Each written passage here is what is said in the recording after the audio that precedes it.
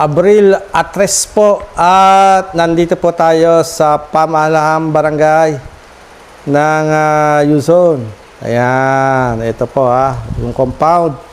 At naabutan po natin sa Barangay Hall si Kagawad Joey Kabatbat ang humahawak po ng komite sa kalusugan. At siyang tatanungin hinggil dito sa JBL Farms na isa sa mga health concern ng mga taga-barangay Luzon. Magandang hapon sa iyo, Kagawad. Magandang hapon din po.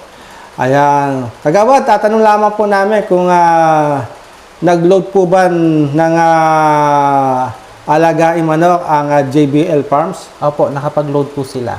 Mga kailan pa po? Mga 2 weeks na po. 2 weeks pa lang. So, bakit parang nahuli yata?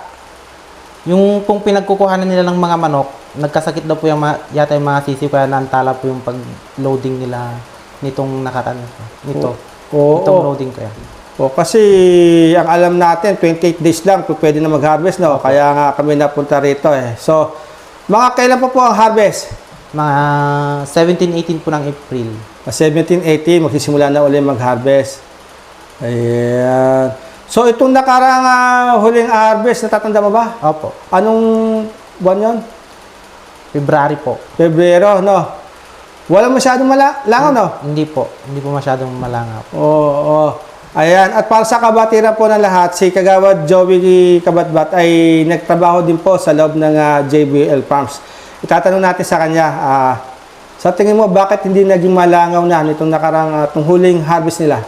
May bago po silang ginamit ng mga gamot kuya na pangkuan ng langaw. Doon mismo sa loob ng poultry farm po. Ayun.